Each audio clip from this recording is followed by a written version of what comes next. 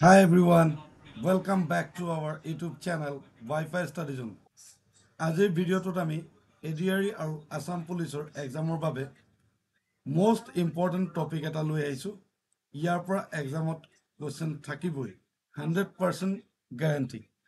আজি আমি যি টপিকটো লৈ আলোচনা কৰিম সেই টপিকটো হ'ল ভাৰতীয় ৰাজ্যবোৰে কোন কোন দেশৰ লগত শ্বেয়াৰ কৰে নিজৰ বৰ্ডাৰটো।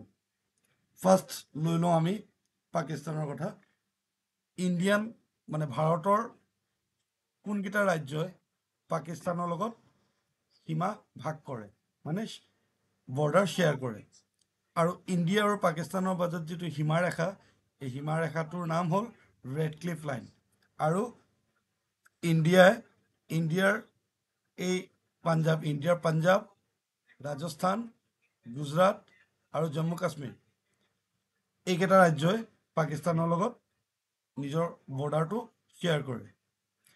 নেক্সট আমাৰ দেশটো হ'ল চাইনাৰ আৰু ইণ্ডিয়াৰ মাজত যিটো বৰ্ডাৰ লাইন যিটো আছে সীমাৰেখা, এই সীমাৰেখাটোৰ নাম হ'ল মেকমোহন লাইন। ইয়াৰ মেকমোহন লাইনটো 2152 কিলোমিটাৰ দীঘলীয়া। আৰু এই চাইনাৰ লগত আমাৰ দেশৰ জম্মু এণ্ড কাশ্মীৰ, উত্তৰাখণ্ড, অৰুণাচল প্ৰদেশ, হিমাচল প্ৰদেশ, ছিকিম এইকেইটা ৰাজ্যই নিজৰ সীমাটো ভাগ কৰিছে। নেক্সট হ'ল ম্যানমাৰ। ভাৰতৰ আৰু ম্যানমাৰৰ মাজত যি সীমাৰেখা টনা হৈছে, এই সীমাৰেখাখনৰ নাম হ'ল ইণ্ডো ভূটান বৰ্ডাৰ। ইয়াৰ দৈৰ্ঘ্যটো হ'ল 1624 কিলোমিটাৰ। আৰু ম্যানমাৰৰ লগত আমাৰ ভাৰতৰ অৰুণাচল প্ৰদেশ, নাগালেণ্ড, মিজোৰাম, মণিপুৰ এই 4টা ৰাজ্যই নিজৰ সীমা ভাগ কৰি আছে।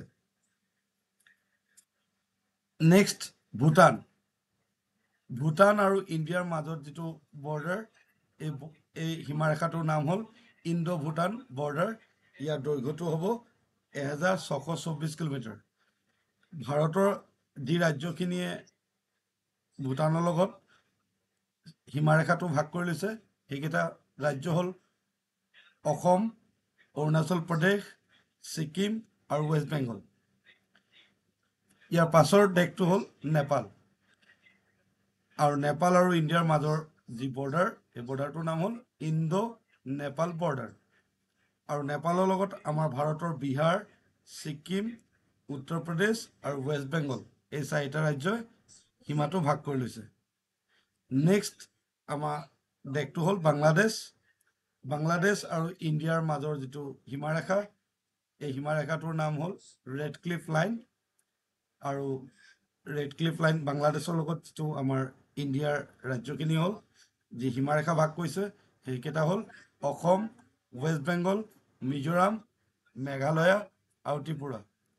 ভিডিঅ'টো চাই কেনেকুৱা লাগিলে জনাব, আৰু ভাল লাগিলে লাইক আৰু কমেণ্ট কৰিব।